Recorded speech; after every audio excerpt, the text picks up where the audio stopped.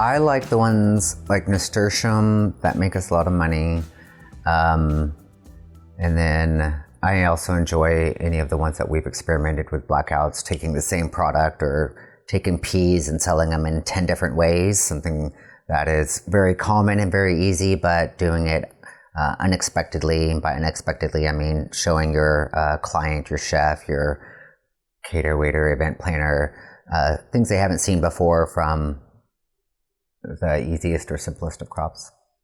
So I would say that my favorites are definitely nasturtia. Not necessarily because of the money. I like the taste. I like the way that it grows. I find it really interesting. And then Oric is a new favorite. We've got a pretty icky batch of seeds right now. It's giving us lots of issues, but the plant overall is just beautiful. It shimmers in the light, the underside of the leaves, and it has this really unexpected salty flavor. And we actually have a chef right now using it to make, adding it to their Bloody Mary mix, like inside of the mix. So it's really cool to add a little salt to their mix. And then lastly, I think anything that's new is probably my favorite microgreen.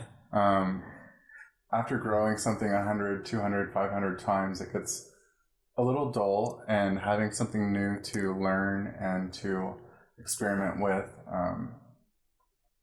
or scarlet frills. I would say that's probably my third favorite. We'll go ahead and say that. It's beautiful as a microgreen. It has an incredible true leaf that is so intricate. And then even if you grow it to adult stage, that plant, the leaf is this huge fractal. And it just, it amazes me every time I look at it. Our basils, any of them, are a good one for us too. That would fall in favorite because we're able to use that a lot throughout all of our products. The candy that we're doing now, it flavors the water that we offer at our markets.